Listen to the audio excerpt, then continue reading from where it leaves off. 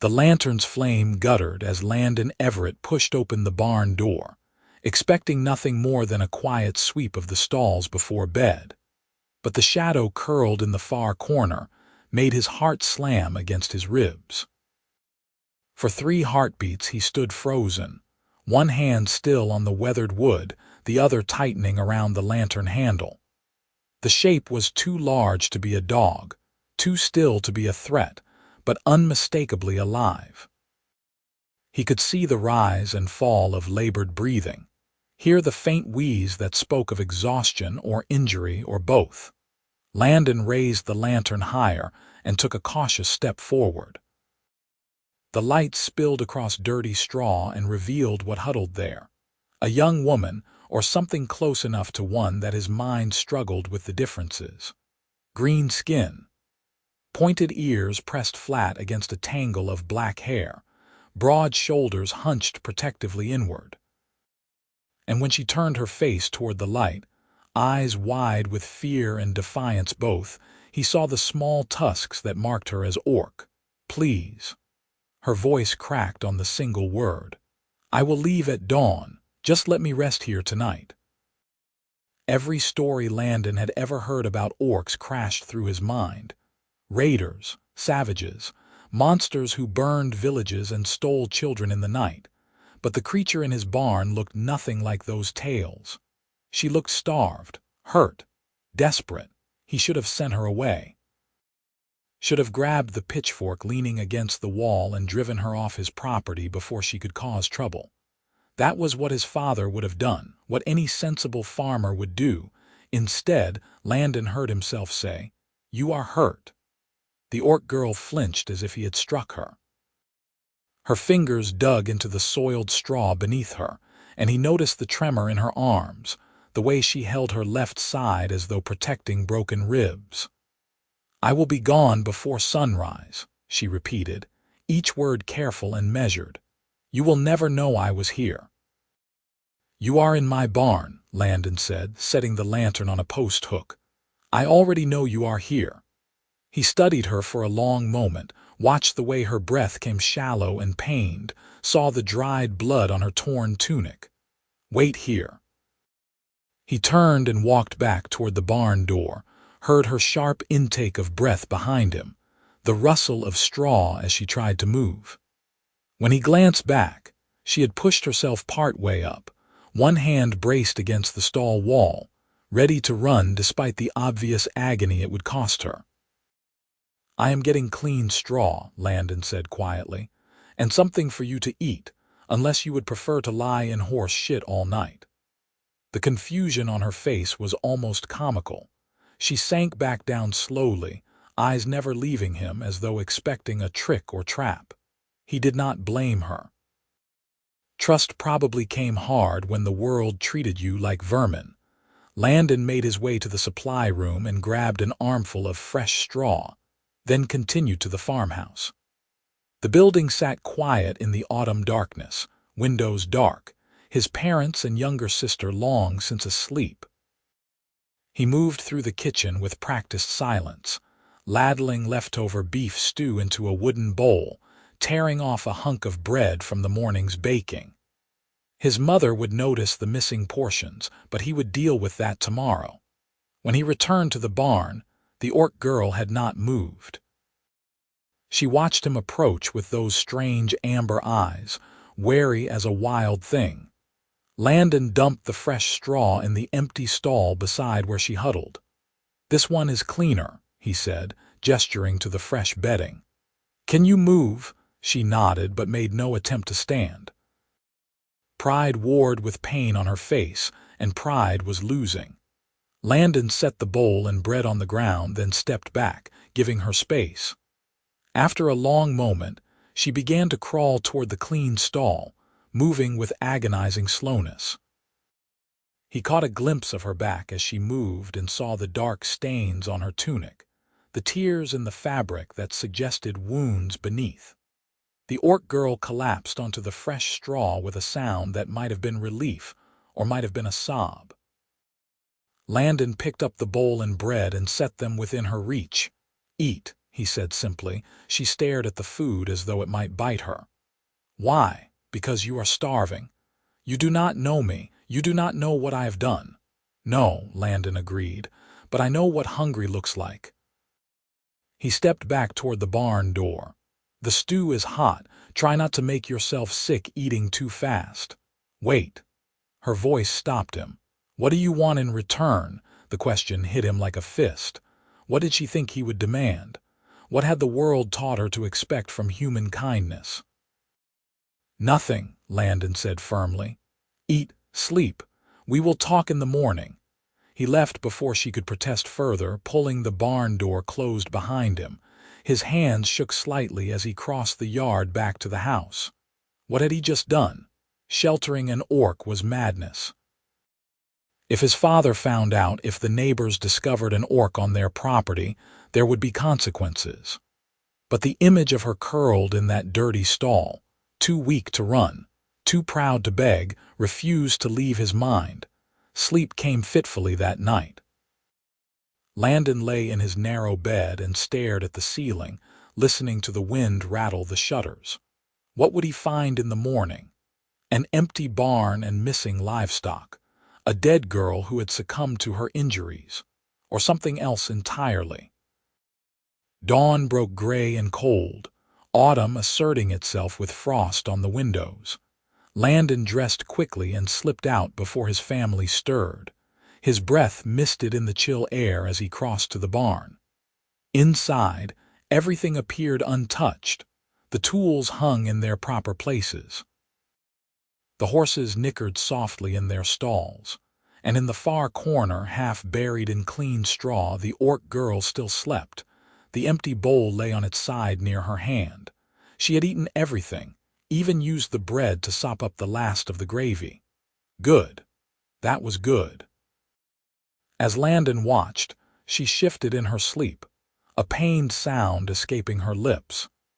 In daylight he could see her more clearly, younger than he had first thought, perhaps 18 or 19 at most.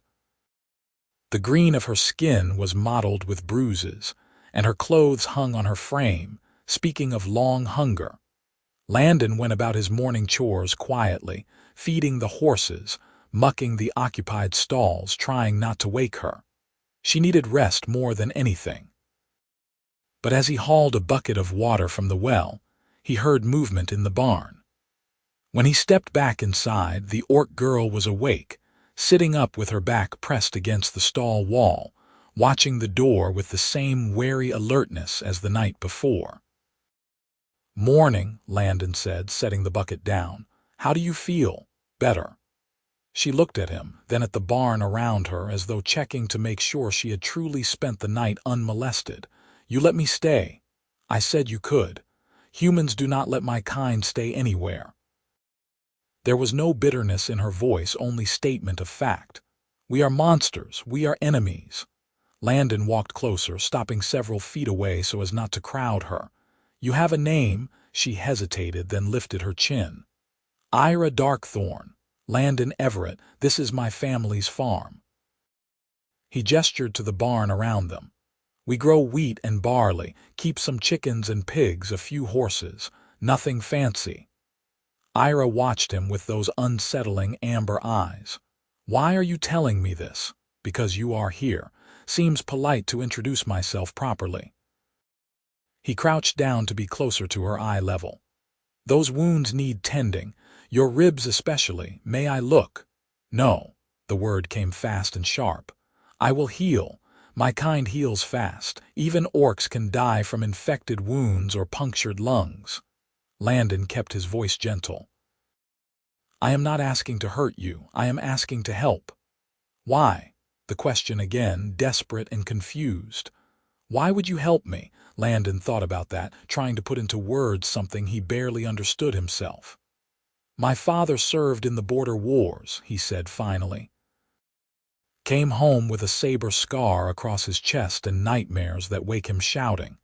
He taught me that orcs are the enemy, that your people cannot be trusted, that you live only to raid and destroy." He met her eyes. "But you did not steal anything last night. You did not hurt my animals." You just slept in clean straw and ate stew like any other hungry traveler might. So maybe what I was taught is not the whole truth. Tears welled in Eira's eyes, making them shine like polished amber. She blinked them back furiously. Your father is right to hate us. Humans and orcs have been enemies for generations. My clan would kill me if they knew I accepted your help. Your clan.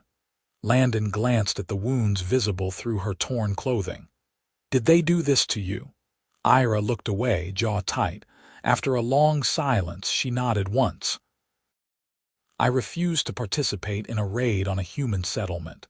I said we should seek trade instead of war, that we could share the border lands rather than fight over them. Her laugh was bitter. They called me traitor, orc who loves humans. They beat me and cast me out. Told me if I love humans so much, I should go die among them. The casual cruelty of it made Landon's stomach turn. So you have nowhere to go. Nowhere that will have me. Humans see green skin and tusks and reach for weapons. Orcs see a traitor who deserves death. She pulled her knees up to her chest, wrapping her arms around them. I thought perhaps in a barn alone I could at least die in peace. You are not going to die, Landon said firmly. Not on my watch. Let me see your wounds. This time, when he moved closer, Eira did not refuse. She let him help her lean forward, let him carefully lift the torn fabric of her tunic to reveal the damage beneath. Landon sucked in a breath. Someone had beaten her brutally. Bruises covered her ribs in shades of purple and green, and several deep cuts scored her back, the edges inflamed and angry. We need to clean these, he said, fighting to keep his voice steady. And bind your ribs. You have at least 2 broken, maybe more. I told you I heal fast. Not fast enough to avoid infection. Landon stood. Wait here, I need to get supplies. Your family will wake soon. They will see you bringing medicine to the barn. They will ask questions. She was right, of course. His mother would already be starting breakfast, his father preparing for the day's work in the fields. His sister would be feeding the chickens. Any of them might come to the barn at any moment. But leaving Eira's wounds untreated was not an option. Then we need to move you somewhere safer, Landon said, thinking quickly. There is an old storage shed on the north end of the property. We barely use it anymore. You could hide there during the day, come back to the barn at night when everyone is asleep. You would risk so much for someone you do not know. Yes, the answer came without hesitation. Stay here, I will be back soon. Landon hurried to the house, slipping in through the kitchen door. His mother stood at the stove, stirring a pot of porridge, her gray-streaked hair pulled back in its customary bun. She glanced up as he entered. You are up early, she said. The horses giving you trouble. Just restless, Landon lied, hating the taste of dishonesty. I think the gray mare might be coming down with something. I want to keep an eye on her today. His mother nodded, already turning back to her cooking. Landon quickly gathered what he needed: clean cloth for bandages, a jar of his mother's healing salve, a skin of water. He tucked everything into a burlap sack and headed back outside before anyone could ask more questions. Eira had managed to stand by the time he returned, though she leaned heavily against the stall wall, one arm wrapped around her ribs. Landon offered his shoulder for support. Lean on me, he said. The shed is not far, but we need to get you there before my father starts his rounds. She hesitated only a moment before accepting his help. Together they made their slow way across the farm, Eira's breathing labored and pained with every step. The storage shed stood half hidden by overgrown bushes, its door creaking on rusty hinges. Inside, it smelled of old wood and dust, but it was dry and private. Landon helped Eira settle onto a pile of empty grain sacks. Not exactly comfortable, he said apologetically. Better than dying in a ditch. Eira managed a weak smile, and he noticed how the expression transformed her face, making her look younger and more vulnerable. "Thank you." Landon knelt beside her and began cleaning her wounds with water and cloth. She hissed in pain but did not pull away. The cuts were deep but clean and, to his relief, showed no signs of serious infection yet. He applied his mother's salve with careful fingers, trying to be gentle despite knowing it would hurt. "This will help with healing," he said. "My mother makes it with honey and herbs. Works on everything from scratches to sword cuts. Your mother sounds skilled." "She is. Learned herb craft from her grandmother." Landon finished with the cuts and moved to binding her ribs. "This will be uncomfortable. I need to wrap them tight to help them heal properly." Eira nodded and lifted her arms as much as she could. Landon wound the cloth strips around her torso, trying to ignore the warmth of her skin under his hands, the strange intimacy of the moment. When he finished, he sat back on his heels. "You should rest. I will bring you food later after the midday meal when my family is occupied." "I cannot hide in your shed forever, Landon Everett." "No," he agreed, "but you can hide here until you are healed enough to decide what comes next." He stood, brushing dust from his knees. "Rest now. I will be back this afternoon." The morning passed with agonizing slowness. Landon worked alongside his father in the wheat fields, harvesting the last of the season's crop, his mind only half on the task. His father, Lionel, was a big man with a scarred face and hard eyes, a veteran of brutal battles who had little patience for weakness or sentiment. What would he do if he discovered an orc on his property? Landon did not want to find out. "You are distracted today," Lionel said as they loaded the wagon. "Something on your mind?" "Just thinking about winter preparations," Landon said, which was not entirely untrue. Winter would make hiding Eira even more difficult. "We should probably reinforce the barn roof before the snow comes." His father grunted agreement and they worked on in silence. When the sun reached its peak, Landon's mother, Margaret, brought out lunch: bread, cheese, and cold meat. Landon ate quickly, then volunteered to take scraps to the pigs, earning himself an excuse to slip away. He loaded a basket with food smuggled from the kitchen and made his way to the storage shed. Eira was awake when he entered, sitting up despite the obvious pain it caused her. She had removed her torn tunic and attempted to clean herself with the water he had left, and Landon quickly averted his eyes from her bare shoulders and the bindings wrapped around her chest. "I brought food," he said, setting the basket down and focusing on the wall. "Bread, cheese, some apples. There is more stew from last night, too. You are risking much to feed me." Eira reached for her tunic, pulling it on gingerly. "You can look now. I am decent." Landon turned back, watching as she fell on the food with barely restrained hunger. She ate like someone who did not know when her next meal might come, and his heart ached at the sight. "How long since you were cast out?" he asked quietly. Eira swallowed a mouthful of bread before answering. 6 days, maybe 7. I lost count." She took another bite, then forced herself to slow down. "I tried to avoid human settlements, stayed in the woods, foraged what I could, but the injuries made it difficult. Yesterday I could barely walk. I saw your barn and thought it would be a good place to die, at least. Warm, dry." She looked at him, those amber eyes intense. "Then you found me. I am glad I did. You should not be. When your family discovers what you are doing, they will be furious. Your father especially, if he fought in the border wars. He will not understand why you help an orc." "Then we make sure he does not find out, not until you are healed and have somewhere safe to go." "And where would that be?" Eira set down the bread, appetite apparently fled. "I told you, there is nowhere for me now. No clan will take in a traitor. No human town will welcome an orc. I am caught between worlds, belonging to neither." Landon had no answer to that. The hatred between their peoples ran deep, fed by generations of warfare and bloodshed. But looking at Eira now, seeing the intelligence and pain in her eyes, the careful way she spoke, the dignity she maintained despite everything, he could not make her into the monster his father's stories described. "We will figure something out," he said finally. "For now, just focus on getting better."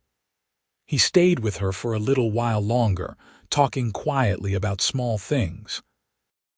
She asked about the farm, about his family, and he found himself telling her about his younger sister Lily, who loved the horses and dreamed of traveling beyond their small corner of the world. About his mother's garden and his father's war injuries and the quiet rhythm of life on the farm. In turn, Eira spoke haltingly of her own family, her mother who had died when she was young, her father who had led the raid she refused to join. "He was the one who beat me worst," she said softly. "He could not understand why I would choose peace. To him, humans are simply the enemy. There is no other way to see it."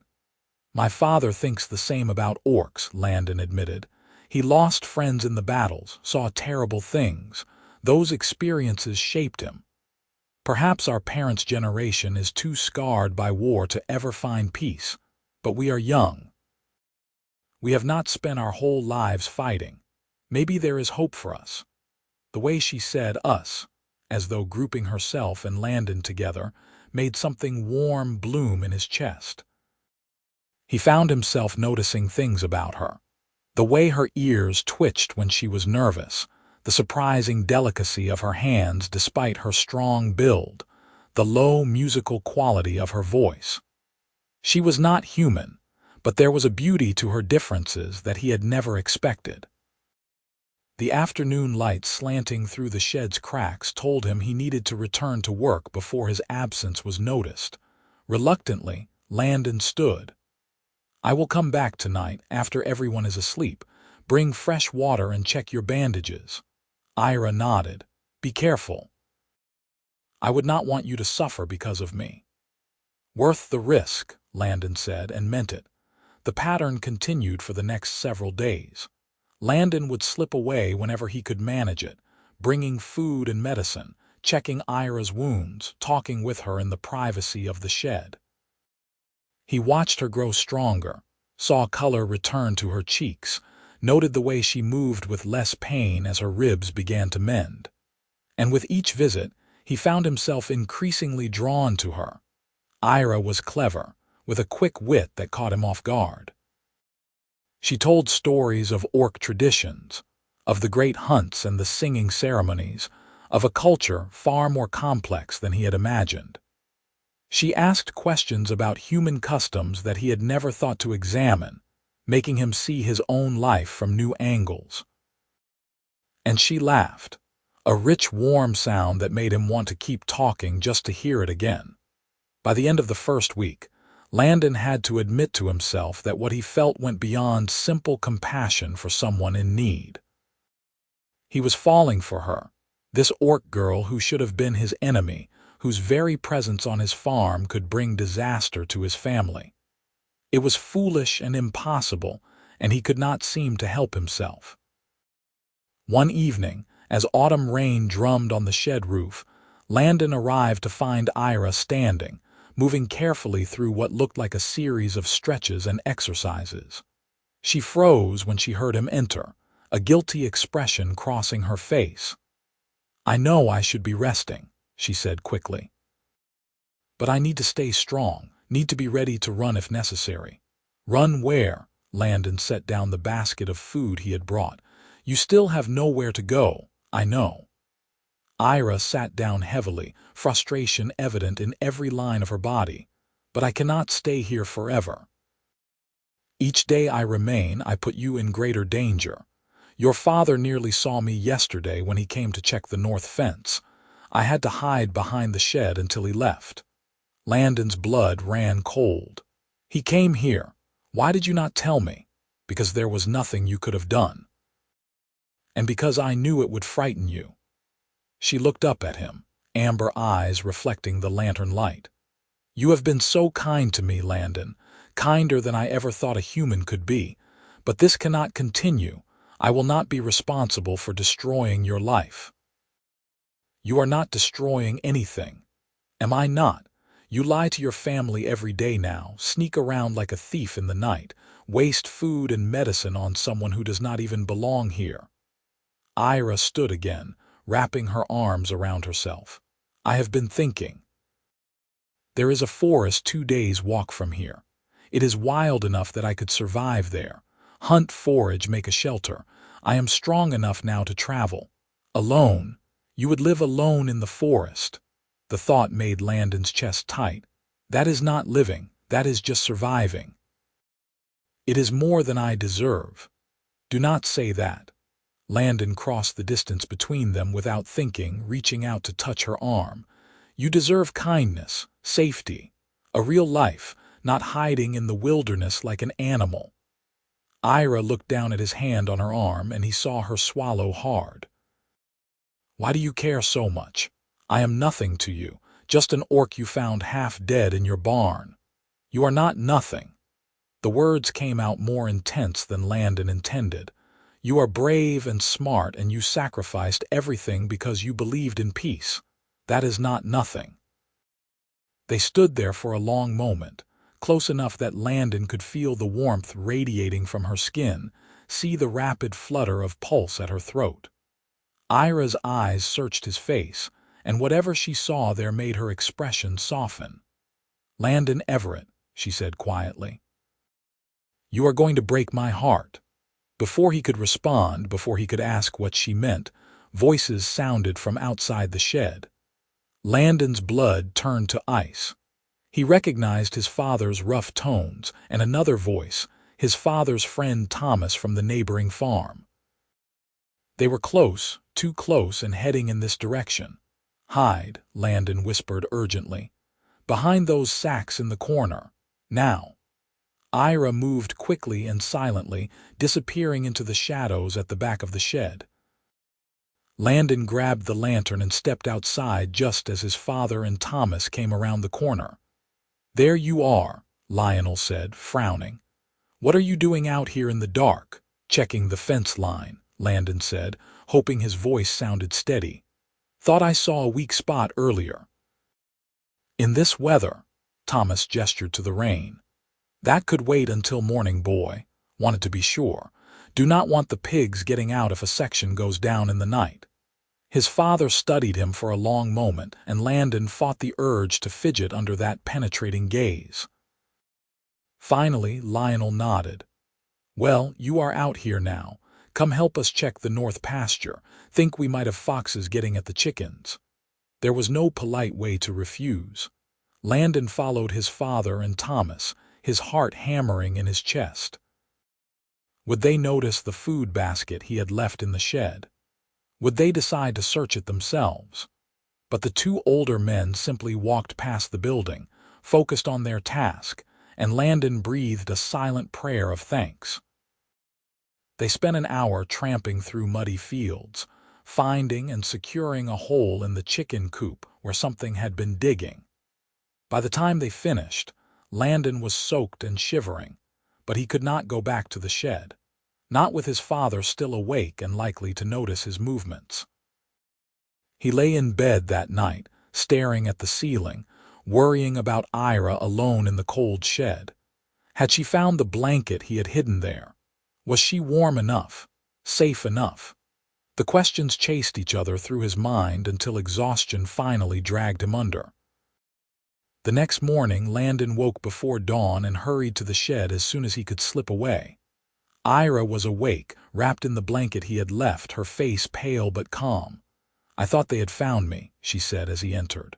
"I heard them come so close." "I know, I am sorry. That was too close." Landon sat down beside her, suddenly aware of how much he had missed her presence in just those few hours. "My father is suspicious. He knows something is different even if he has not figured out what yet. Then I must leave, today, before he discovers the truth." "No, not yet. Just a few more days until your ribs are fully healed. Then we will figure out a plan. There is no plan that ends well for both of us, Landon. You must see that." Eira turned to face him fully, and he saw tears standing in her eyes. "If I stay, your family will discover me and you will face their anger, maybe even exile from your home. If I go, I will likely die in the wilderness. Either way, someone suffers. Then we find a third option." "What option?" "What magical solution could possibly exist for an orc and a human who have been foolish enough to care for each other?" The words hung in the air between them. Care for each other. She had said it out loud, acknowledged what had been building between them for days. Landon felt his heartbeat quicken. "You care for me?" he asked softly. Eira laughed, a broken sound. "Of course I do, you impossible man. How could I not? You saved my life. You brought me food and medicine. You sat with me and talked to me like I was a person, not a monster. You made me laugh when I thought I would never have reason to laugh again." She dashed away tears with the back of her hand. "Yes, I care for you. I am falling in love with you, and it is the most foolish thing I have ever done." Landon's breath caught. She loved him. This fierce, beautiful orc woman loved him, and the knowledge filled him with a joy so intense it was almost painful. He reached out and cupped her face in his hands, feeling the warmth of her skin, the slight roughness of those distinctive tusks against his palms. "It is not foolish," he said. "I am falling in love with you too, Eira. I have been for days now. Every moment I spend with you, I fall a little more." "That makes us both fools, then." "Fine. Let us be fools together." He leaned in and kissed her, tentative at first, unsure if she would welcome it. But Eira made a soft sound in her throat and kissed him back, her lips warm and surprisingly soft against his. The tusks did not get in the way as he had briefly worried they might. Instead, they were just another part of her, unique and perfect. The kiss deepened, and Landon felt years of learned prejudice and fear burn away like morning mist under sun. This was right. She was right. When they finally broke apart, both breathing hard, Eira rested her forehead against his. "This changes nothing," she whispered. "We still have no future." "Then we make one." Landon pulled back enough to meet her eyes. "There has to be a way, we just have to find it." But finding that way proved more difficult than simple determination. Over the next few days, as Eira's physical wounds healed, they talked through dozens of plans, each more impossible than the last. She could not stay on the farm without discovery. He could not leave with her without abandoning his family and the only life he had ever known. There were no towns or villages that would accept them, no place in this divided world where a human and an orc could simply be together. "We could head west," Landon suggested one evening. "Past the mountains. I have heard there are settlements there that are more accepting of mixed peoples." "That is months of travel through dangerous territory, and those are just rumors, Landon. We would be gambling everything on stories." "What else can we do?" Eira shook her head slowly. "I do not know. I wish I did." The decision was taken from their hands 2 days later. Landon was helping his father repair the barn roof when Lily came running across the yard, her face flushed with excitement. Father, there are soldiers on the road. A whole patrol of them." Lionel straightened, his expression darkening. "Soldiers out here. What do they want?" "I do not know. They stopped at Thomas's farm first. He is walking over with them now." Landon's stomach dropped. Soldiers meant questions, searches, official business. If they had any reason to check the farm thoroughly, they would find Eira. He climbed down from the roof as quickly as he dared, his mind racing. "I need to check on the horses," he said, trying to keep his voice casual. "Make sure they are calm with strangers around." He did not wait for permission, just strode toward the barn. But instead of going inside, he circled around and ran for the storage shed. Eira was standing when he burst through the door, already sensing something was wrong. "Soldiers on the farm," Landon said breathlessly. "They are coming to the house now. If they search the property, they will find me." Eira grabbed her few belongings, moving with quick efficiency despite the fear in her eyes. "I need to run, get into the forest before they can organize a pursuit. In broad daylight, they will see you crossing the fields. Then I hide somewhere closer until dark." But there was nowhere close enough, nowhere safe enough. The farm was too open, the surrounding area too exposed. Landon's mind spun through options desperately. Then an idea struck him, risky and insane, but possibly their only chance. "The root cellar," he said. "Under the house. There is a storage area my father dug out years ago. We barely use it anymore. You could hide there. Under your house, where your whole family walks overhead. That is madness. It is better than being caught out in the open. Please, Eira, trust me." She looked at him for one long moment, then nodded. Together they ran toward the house, keeping to the shadows of the buildings. The root cellar entrance was around the back, an angled door set into the ground. Landon wrenched it open and helped Eira down the rough wooden steps into darkness. "Stay quiet," he whispered. "No matter what you hear, I will come for you when it is safe.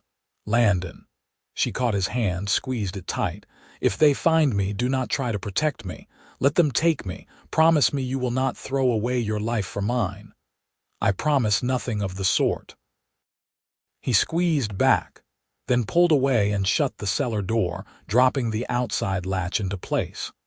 His hands shook as he kicked dirt and leaves over the entrance, trying to make it look undisturbed.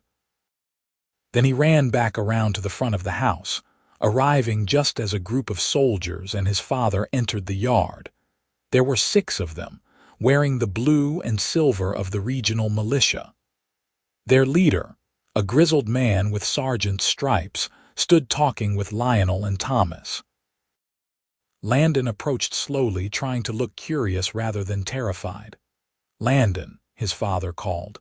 "Come here, boy. The sergeant has questions."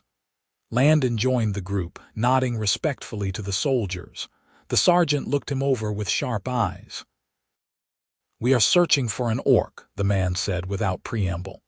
"Tracks were spotted 3 days ago heading in this direction. Female, young, possibly injured. You seen anything like that? An orc?" Landon forced surprise into his voice, into his expression. "No, sir, no orcs around here." "You are sure? Your father says you do the rounds each morning. You would notice if something was amiss." "I would, and I have not seen anything. No tracks, no signs of intrusion. The animals have been calm." The sergeant studied him for another moment, then grunted. "We will search the property anyway. Standard procedure. You understand?" "Of course," Lionel said, though his jaw was tight. He hated having his home treated like it was under suspicion, but he also hated orcs more than he hated indignity. "Search wherever you need to." Landon watched in agonized silence as the soldiers spread out across the farm. They checked the barn thoroughly, searched the storage shed, even looked through the chicken coop. 2 soldiers went into the house, and Landon had to dig his nails into his palms to keep from reacting. Would they think to check the root cellar? Would they hear Eira if she moved or breathed too loudly? Time stretched like taffy as the search continued. Lily chattered excitedly to one of the younger soldiers, thrilled by the break in routine. Margaret brought out water and bread, playing the gracious host despite the intrusion. And Lionel stood with his arms crossed, watching everything with those hard eyes that missed nothing. Finally, after what felt like hours but was probably only 30 minutes, the sergeant called his men back together. "Nothing here," he reported to Lionel. "Seems your farm is clear, but keep your eyes open. That orc is dangerous, probably armed and definitely desperate. If you see anything at all, send word to the garrison immediately." "We will," Lionel promised. "No orc is welcome on my land." The soldiers departed, and Landon waited until they were well down the road before he allowed himself to breathe properly. But he could not go to Eira yet. Not with his father still alert and suspicious, not with Thomas still visiting. He had to wait, had to pretend everything was normal, even though his nerves screamed for him to run to the cellar and make sure she was all right. The afternoon dragged on interminably. Thomas finally left. Lionel returned to work in the fields. Margaret and Lily busied themselves with household tasks, and Landon went through the motions of his chores while his mind remained fixed on the woman hiding beneath his house. Night fell at last. The family gathered for dinner, and Landon forced himself to eat, to participate in conversation, to show no sign of the turmoil churning inside him. His father talked about the soldiers' visit, about the danger of orcs in the area, about the need to stay vigilant. "Hard to believe one got this far south," Lionel said, tearing off a chunk of bread. "Must be truly desperate or truly stupid. Either way, she will not survive long alone. The patrols will find her." "What will they do if they catch her?" Lily asked, eyes wide. "Kill her, most likely. Maybe take her back to be questioned first, but one way or another, she will not see another month." Lionel said it so matter-of-factly, as though discussing the fate of a rabid dog rather than a person. "Orcs on our lands always end the same way." Landon's appetite died completely. He excused himself as soon as he could without causing suspicion, claiming exhaustion from the day's excitement. In his room, he lay fully clothed on his bed, waiting for the house to fall silent. When the last candle was finally extinguished, when he heard his father's familiar snores, Landon crept from his room and out of the house. The root cellar door had been disturbed. He could see where the soldiers had checked it, though thankfully they had not gone down inside. Landon opened it as quietly as he could and descended into the musty darkness below. "Eira," he whispered. "It is me. They are gone." Movement in the corner, then Eira emerged from behind a stack of crates. Even in the dim light from his candle, Landon could see she was shaking. He crossed to her immediately, pulling her into his arms.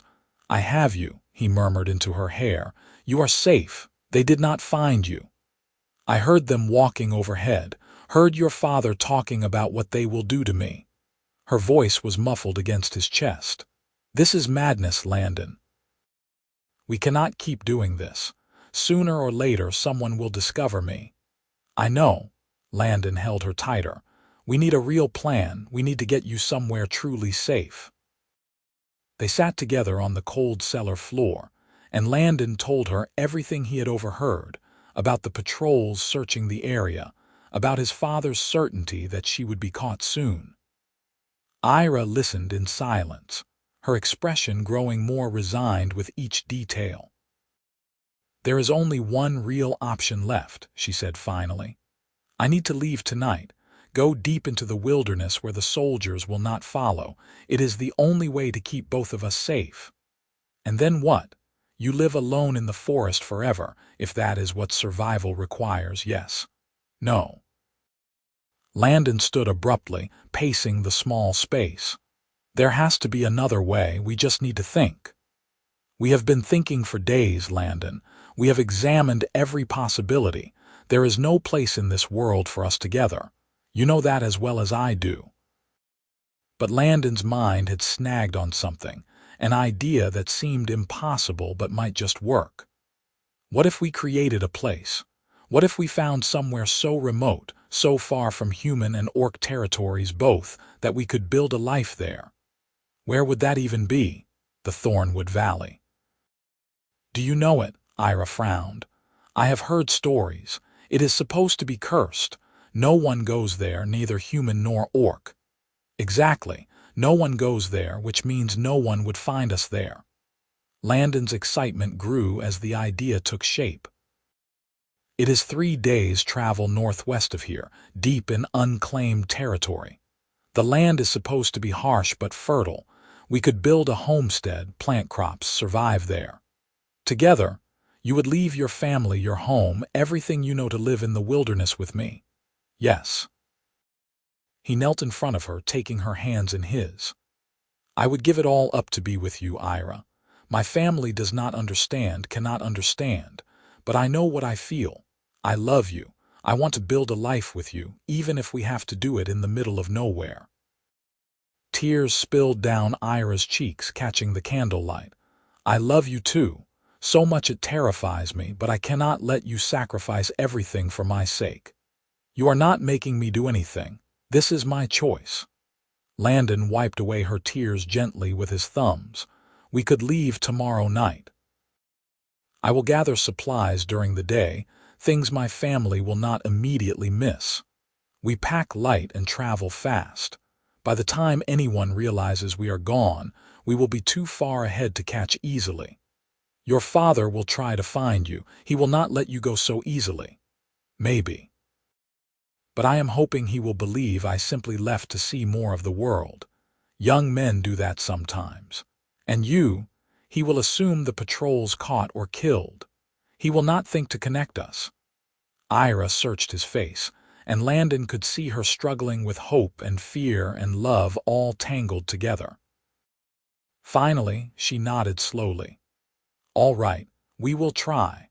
But if at any point this becomes too dangerous, if your family discovers the truth before we can leave, you must let me go alone. Promise me that.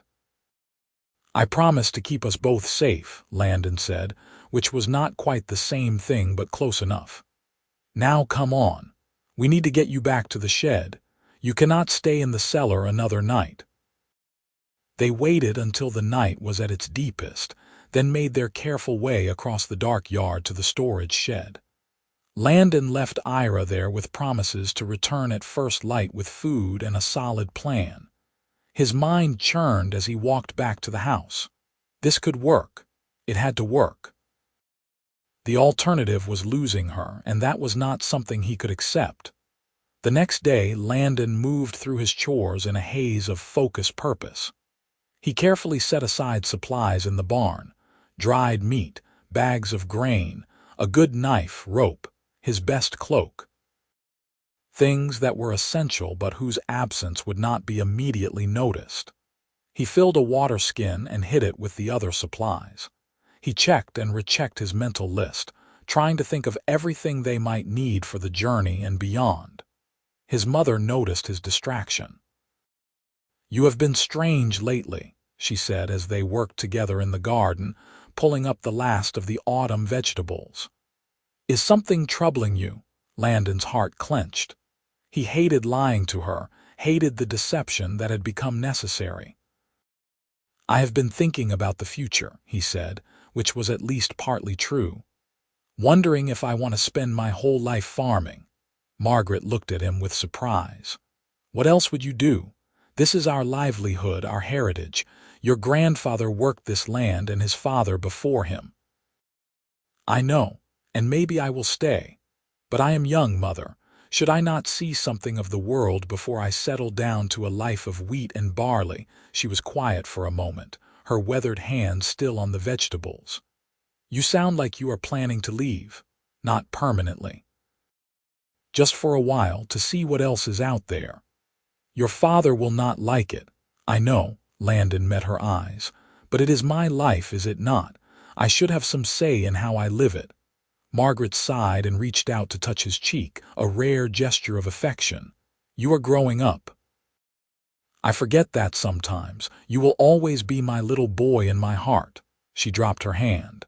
"If you do decide to go, wait until after the harvest is fully in. We need your help for that at least." "The harvest is in, Mother. We finished yesterday." "So we did." She shook her head. "Then I suppose I cannot stop you, can I?" Landon hugged her impulsively, breathing in the familiar scent of herbs and bread that always clung to her. "I love you. I hope you know that." "I know, son. I know." That evening, as the family gathered for supper, Landon made his announcement. "I have decided to travel for a while, see some of the world beyond the farm." The words fell into the meal like stones into water. Lily gasped in excitement. Margaret nodded slowly, having already heard the idea, and Lionel set down his fork with a sharp click. "Travel," he repeated flatly. "Where exactly do you plan to go? West, maybe. North? I have not decided yet. I just know I need to see more before I settle into farming for the rest of my life." "This is about those soldiers yesterday, is it not? Got you thinking about excitement and adventure?" Lionel's voice held contempt. "Let me tell you about adventure, boy. I had plenty of it in the border wars. Watched good men die screaming. Killed more orcs than I can count. Came home with scars that still hurt on cold mornings. Adventure is not glorious. It is blood and pain and nightmares. I am not looking for war, Father. Just new experiences. You are needed here. The harvest is finished. You have hired hands for the winter work.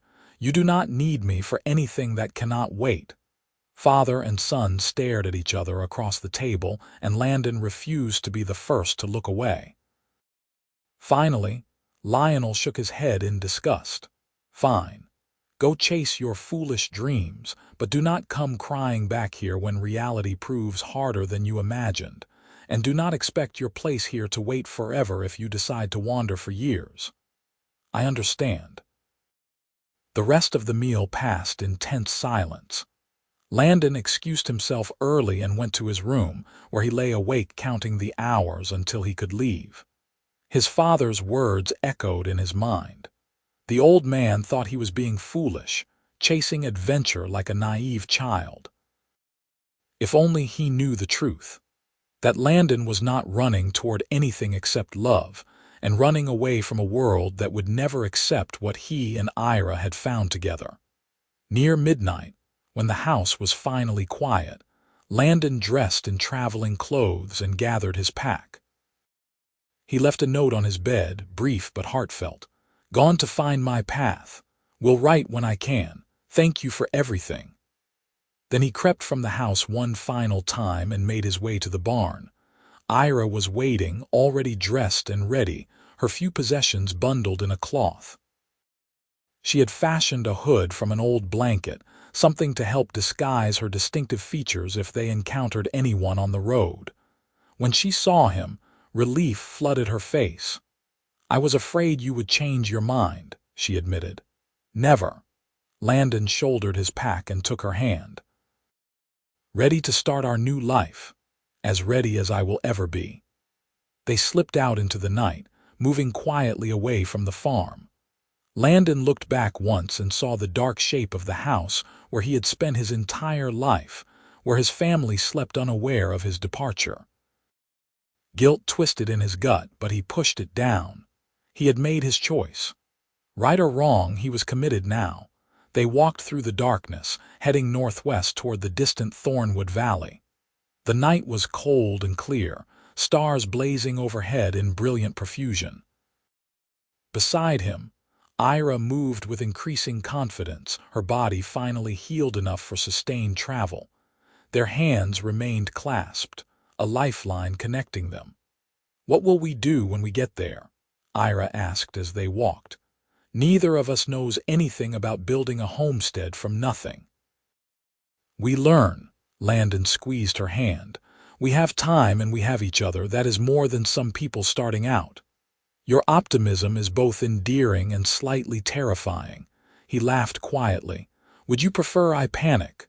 "No, your calm helps me stay calm." She was quiet for a moment. "Thank you for this, for choosing me. I know what you are giving up, and I know what I am gaining." Landon stopped and turned to face her. Even in the dim starlight he could see the gleam of her eyes, the soft curve of her tusks. "I am gaining a partner who is brave enough to stand against her own people for what she believes is right. Someone intelligent and kind and strong." "How could I not choose that?" Eira kissed him then, fierce and desperate and sweet all at once. When they broke apart, both were breathing hard. "Come on," she said.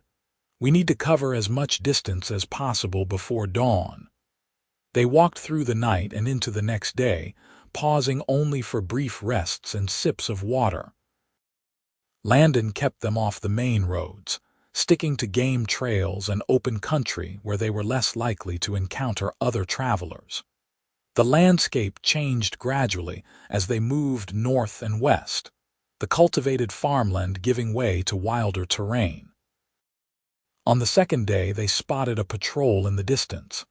Landon and Eira hid in a copse of trees until the soldiers passed, hearts pounding, not daring to speak. When the coast was clear, they hurried on, fear lending speed to their steps. "That was too close," Eira muttered. "We need to be more careful." "Agreed. From here on, we only travel at dusk and dawn, hide during full daylight and deep night." It made the journey longer but safer. They fell into a rhythm: walk in the dim hours, rest and hide when the sun was highest, walk again as evening approached. They talked as they traveled, sharing more stories of their different lives, their hopes and dreams for the future. Eira told him about orc marriage customs, where couples exchanged weapons as a sign of eternal partnership. Landon described human weddings, with their flowers and vows and feasting. "Perhaps we could blend both traditions," Eira suggested. "Exchange weapons and vows together." "I like that idea." Landon pulled her close as they rested under a sprawling oak tree. "Though we have no weapons to exchange and no one to witness vows, we have each other. That is witness enough." Eira reached into her bundle and pulled out a small knife, simple but well made. "I have carried this since childhood. It was my mother's and her mother's before that. I want you to have it." Landon took the knife reverently, understanding the weight of the gift. "I have nothing so precious to give you in return. Give me your promise. Promise that no matter what we face in the Thornwood, you will stay by my side, that we will build this life together." "I promise." Landon set the knife aside and took both her hands in his. "I, Landon Everett, take you, Eira Darkthorn, to be my wife, my partner, my love, from this day until my last day, in plenty and in want, in joy and in hardship. I will stand beside you, fight for you, build with you. This I vow." Tears streamed down Eira's face as she repeated the vow, her voice strong and clear. "I, Eira Darkthorn, take you, Landon Everett, to be my husband, my partner, my love, from this day until my last day, in plenty and in want, in joy and in hardship. I will stand beside you, fight for you, build with you. This I vow." They sealed the promises with a kiss, and Landon felt something shift in his chest, a sense of rightness settling deep in his bones. They were married now, by their own words, under an open sky. No priest or clan leader had blessed the union, but it felt more real and true than any ceremony could have made it. On the morning of the third day, they crested a ridge and looked down into the Thornwood Valley.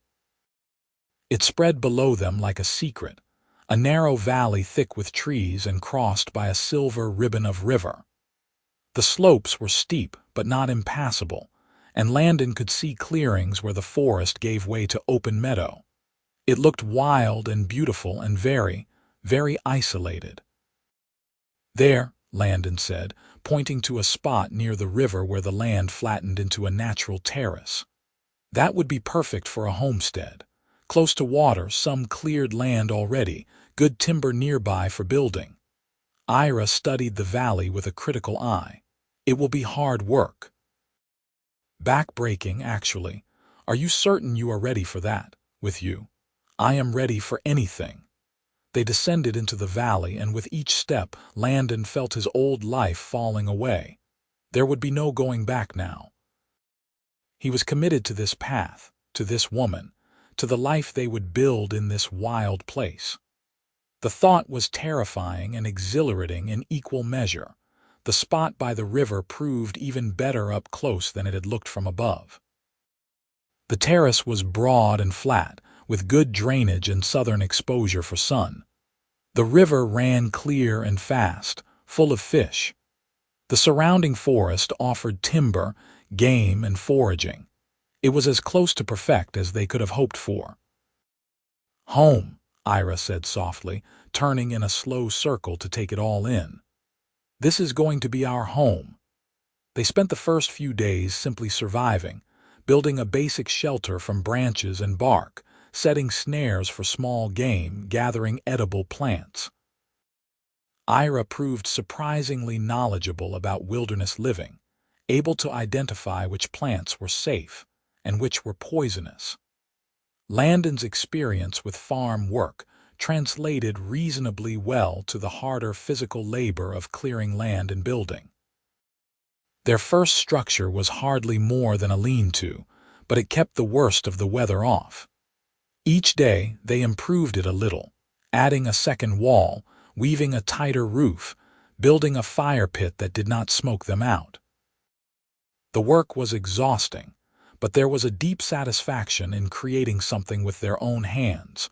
3 weeks into their new life, Landon managed to bring down a deer with a well-placed arrow. They butchered it together, Eira teaching him orc techniques for using every part of the animal. They smoked the meat for winter stores, used the hide for leather, carved tools from the bones.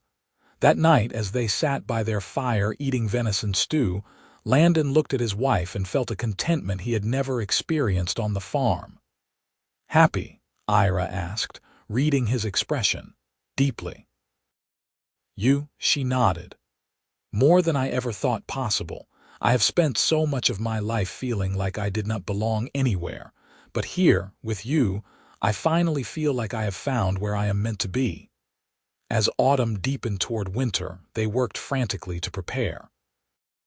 Landon felled trees and began constructing a real cabin, using techniques his father had taught him years ago.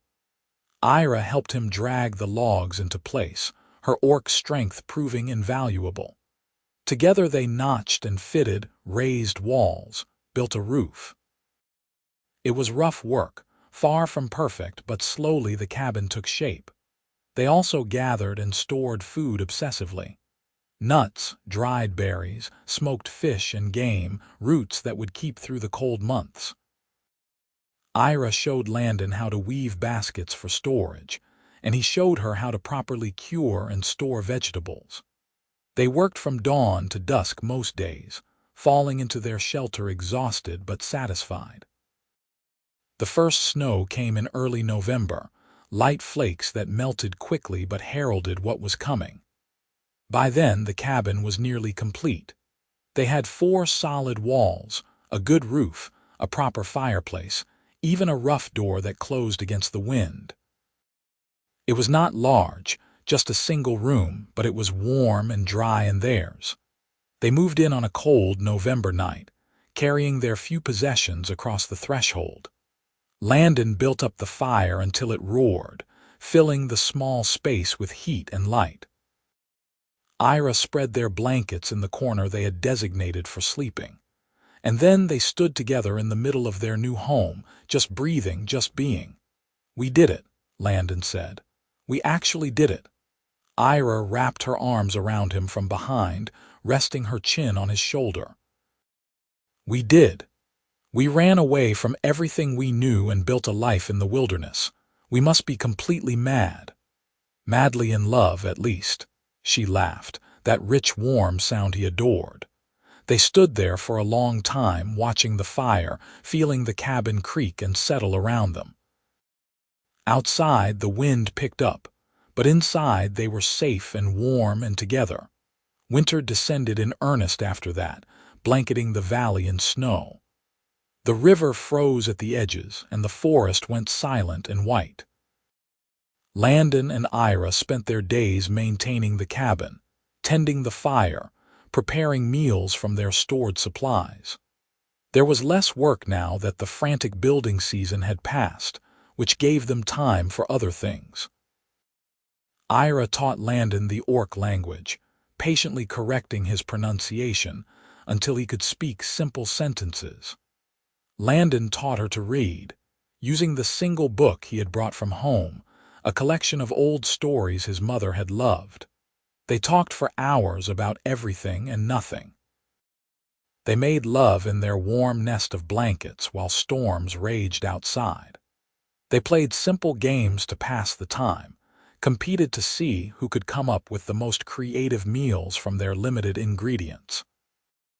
One evening, as snow fell softly outside, Eira looked up from the basket she was weaving and said, "I am pregnant." Landon nearly dropped the knife he had been sharpening. "You are certain?" "As certain as I can be. I have suspected for a few weeks, but I wanted to be sure before I told you." She set down the basket, her expression uncertain. "I know we did not plan for this so soon, with winter here and our situation still so precarious." But Landon was already crossing the small space, pulling her into his arms. "A baby. We are going to have a baby." The knowledge filled him with a joy so profound he could barely contain it. "This is wonderful news, Eira, the best news. You are not worried about bringing a child into this life we have chosen." "I am terrified," Landon admitted, "but also happier than I can say. Our child will grow up here in this beautiful wild place surrounded by love. They will never know the hatred that divides our peoples. They will just know family." Ira's eyes shone with tears. "Our child will be both and neither. Part orc, part human. They will not truly belong to either world.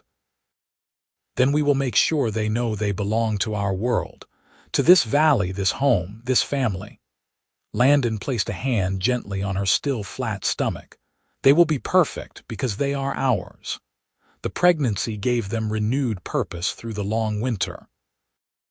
Landon began crafting a cradle from smooth river wood, carving protective symbols into the sides.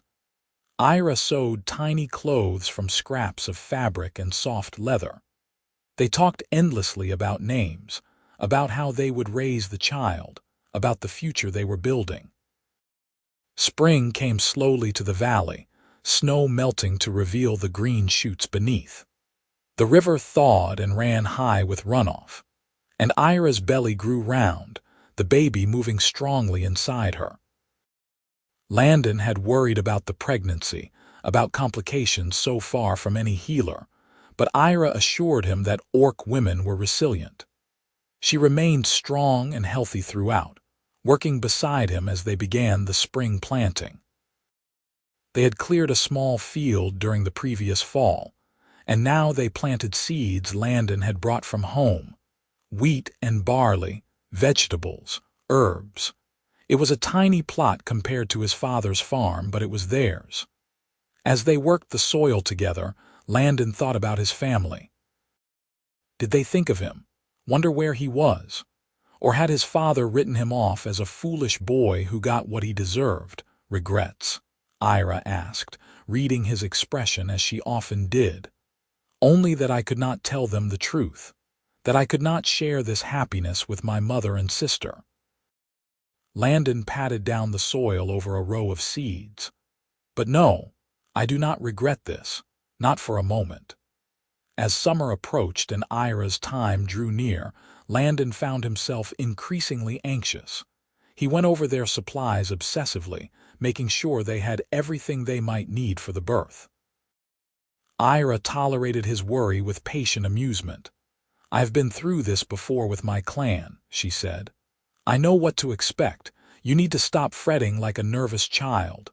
"You have given birth before." Landon was surprised. She had never mentioned other children. "No, no.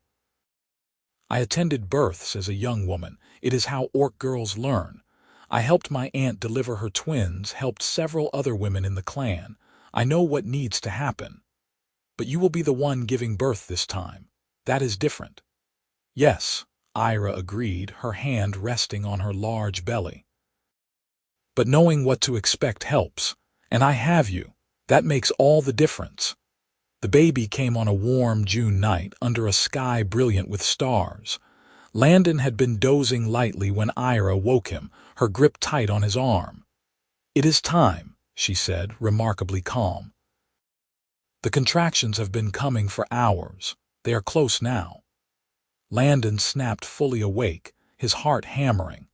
He helped her to the birthing area they had prepared, heated water, laid out clean cloths, did everything Eira instructed him to do. She labored through the night with remarkable stoicism, making little sound beyond occasional grunts of effort. Landon felt utterly helpless, able to do nothing but offer comfort and encouragement as she did the real work.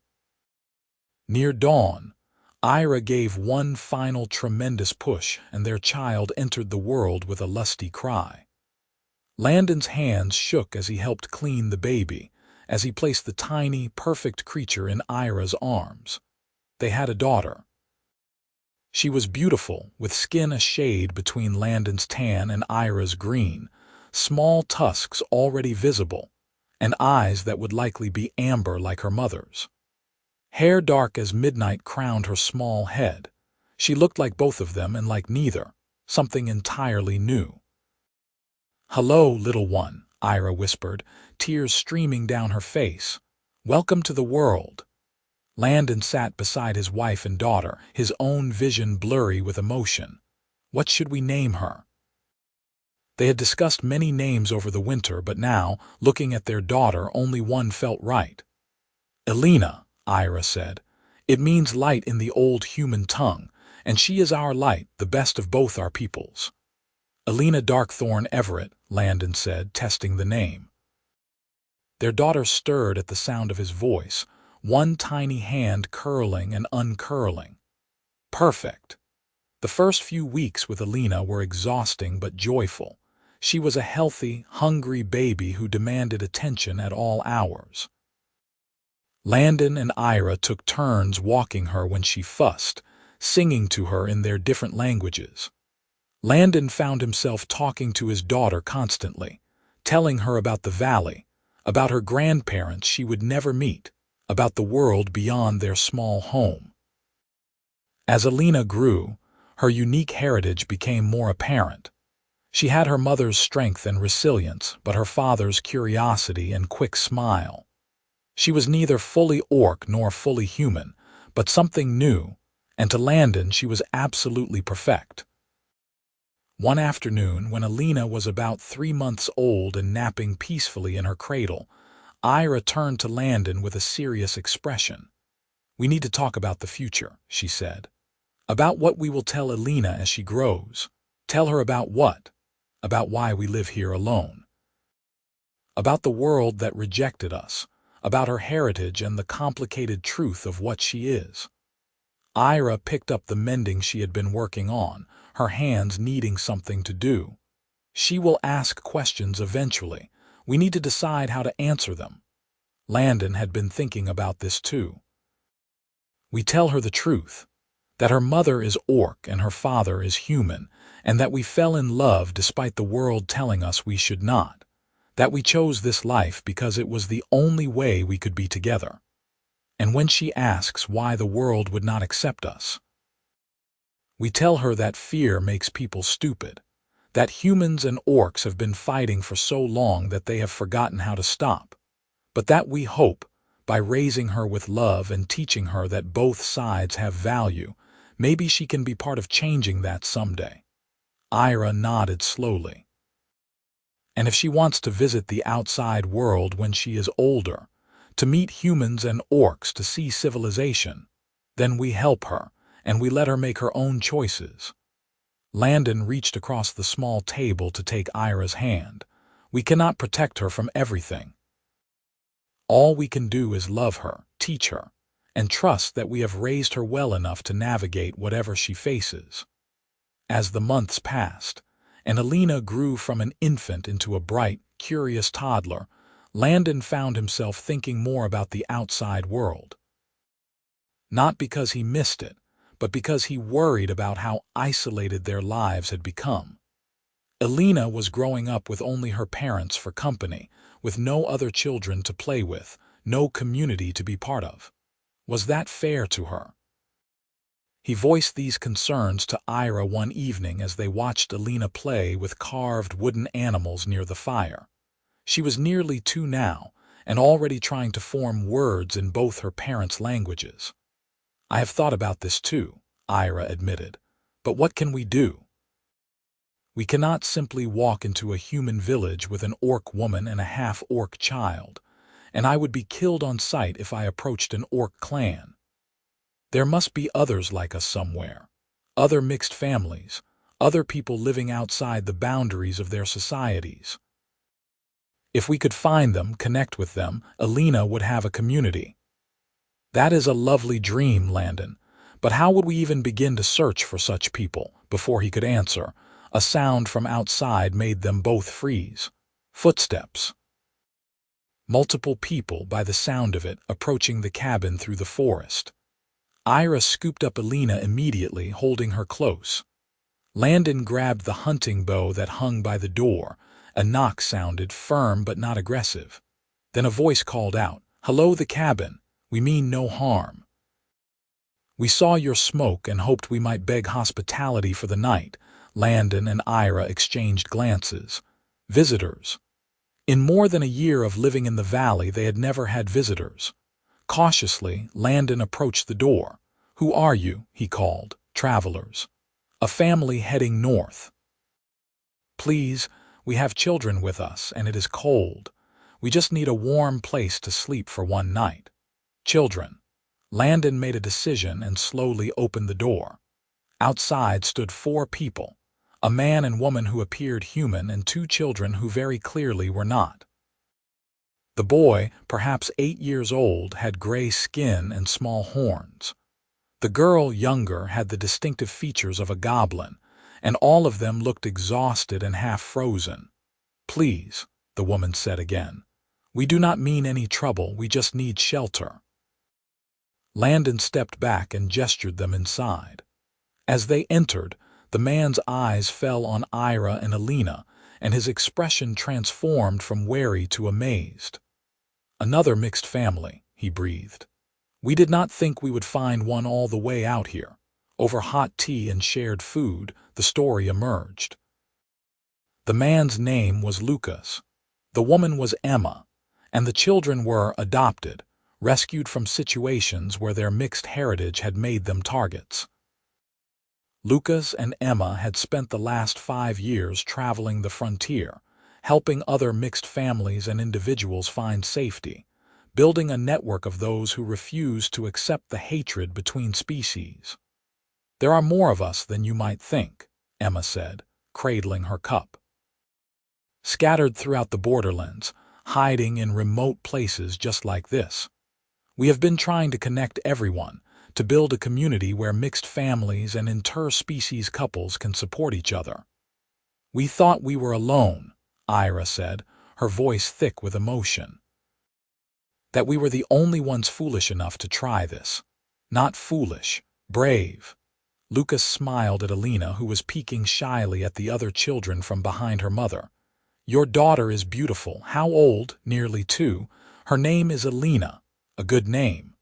Lucas turned back to Landon and Eira. "We are heading to a settlement about 2 weeks north of here. 20 families, all mixed or interspecies. They have built a real village, with farms and craftspeople and even a small school for the children.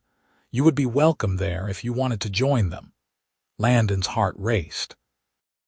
A whole village of people like them, children for Elena to play with, a real community. It seemed too good to be true. "Why have we never heard of this place?" Eira asked, always more cautious. "Because we keep it secret. We have to. If the wrong people found out, there would be raids, massacres. We have lost settlements before to zealots on both sides who cannot tolerate what we represent." Emma's expression grew dark. "But we are careful, and we are growing. Slowly, quietly, we are building a world where species do not matter, where love is not forbidden." They talked long into the night, Lucas and Emma sharing stories of the people they had met, the families they had helped connect. The more Landon heard, the more he felt hope rising in his chest. They were not alone. They had never been alone. They had just not known where to look. The next morning, as Lucas's family prepared to continue their journey, Emma pressed a roughly drawn map into Landon's hands. "That will get you to the settlement if you choose to come. Take your time, think about it. but know that you have a place there if you want it." She smiled at Alina, who was now playing happily with the other children. "Your daughter deserves to grow up with others like her, to know she is not strange or wrong, but part of something bigger." After their visitors left, Landon and Eira spent days discussing what to do. Part of Landon wanted to leave immediately, to seek out this promised community. But another part was reluctant to abandon the home they had built with such effort, the life they had carved from wilderness. "What do you want to do?" he asked Eira finally. She looked around their small cabin at the field they had planted, at the valley that had sheltered them. "I love it here. This place saved us, but Emma was right. Alina deserves more than isolation. She deserves friends, community, a chance to be part of something larger than just our family." "So we go. Not immediately. Let us wait until after harvest, gather supplies, prepare properly. But yes, I think we should try to find this settlement." They spent the summer and early fall preparing for the journey. Landon harvested what crops he could and preserved them for travel.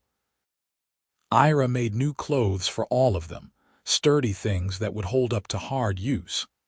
They cached supplies in the cabin, planning to return periodically to maintain their claim on the valley. This place would always be their first home, the place where they had built their life together. But it was time to expand their world. In late September, with Alina riding in a carrier on Eira's back, they set out north. The journey took them through wild country, following the directions on Emma's map. It was harder traveling with a toddler, requiring more frequent stops and slower pace. But Alina was a surprisingly good traveler, content to watch the world go by from her perch, occasionally burbling commentary in her mixture of languages. 2 weeks after leaving the valley, they crested a ridge and looked down on the settlement. It was larger than Landon had expected, maybe 40 buildings clustered around a central square. Smoke rose from chimneys, and he could see people moving about, working in fields, tending animals. It looked like any other frontier village, except that the people were all colors and shapes, mixed species families and interspecies couples living openly together. As they descended toward the settlement, people noticed them and word spread quickly. By the time they reached the edge of the village, a small crowd had gathered. A tall woman with features that marked her as half-orc stepped forward. "Welcome," she said warmly. "Lucas and Emma sent word that we might be seeing you. I am Sarah, one of the village council. This is Riverside and you are safe here." The wave of emotion that swept over Landon nearly knocked him down. Safe. They were safe. Alina would be safe. After so long living in fear and isolation, the word felt like a miracle. Over the following days, Landon and Eira settled into life in Riverside. They were given a small house to start with, until Landon could build something more permanent. The village welcomed them with open arms, and Alina blossomed with other children to play with. There were 3 other toddlers near her age, 2 human orc mixed like herself, and 1 human dwarf child. They played together with the uncomplicated acceptance of the very young, unburdened by the prejudices that scarred their parents' generation. Landon found work helping with construction and farming, his skills valued. Eira's knowledge of wilderness survival and herb craft made her popular as well. They made friends, real friends, people who understood the sacrifices they had made and the joy they had found. For the first time since leaving Landon's family farm, they were part of a community. One evening, 6 months after their arrival in Riverside, Landon and Eira sat on the porch of their newly built home watching Alina play in the yard with her friends. The sun was setting, painting the sky in shades of gold and pink. "Did you ever imagine this?" Eira asked quietly. "That night in your barn when you found me dying, did you imagine we would end up here?" "Not even remotely," Landon admitted. I was just trying to help someone in need. I had no idea it would lead to falling in love, running away, building a homestead in the wilderness, having a daughter, and finding an entire community of people like us. No regrets. He turned to look at her, his fierce, beautiful wife with her green skin and kind eyes and brave heart. Not a single one. You are the best thing that ever happened to me, Eira. You and Alina both. Everything I gave up was worth it for this. She leaned her head on his shoulder, and they sat in comfortable silence as twilight deepened. Alina's laughter rang out across the yard, pure and joyful, the sound of a child who knew she was loved and safe. Other children's voices joined hers, a symphony of young life unburdened by the hatreds of the past. "We did it," Eira said softly. "We found our place in the world." "We made our place," Landon corrected gently. "And we will keep making it every day for the rest of our lives." As stars began to appear overhead and the village settled into evening quiet, Landon thought about the journey that had brought them here. It had started with a simple act of kindness, bringing fresh straw and stew to a desperate orc girl curled in a barn stall. From that small beginning, everything had grown: love, family, hope, community, a future neither of them could have imagined. Alina ran up to the porch, her small face flushed with play. "Papa, Mama, can I stay up a little longer, please?" Landon scooped her up, feeling her solid weight, breathing in the sweet scent of her hair. "Just a little longer, little light, then it is time for sleep. Will you tell me a story?" "Always. How about the story of how your Mama and Papa met?" Alina nodded enthusiastically. It was her favorite story, the tale of the orc girl in the barn and the human boy who brought her stew. She never tired of hearing how love had triumphed over fear, how two people from enemy peoples had found each other and refused to let the world tear them apart. As Landon carried his daughter inside, Eira following close behind, he felt a profound sense of gratitude wash over him. This life they had built was not easy. It required constant work and vigilance, required them to be brave every single day. But it was real, and it was theirs, and it was filled with love. That night, after Alina had fallen asleep to her favorite story, Landon and Eira lay together in their bed, hands clasped, looking out the window at the stars. "I love you," Eira whispered into the darkness. "I love you too," Landon replied. "Always."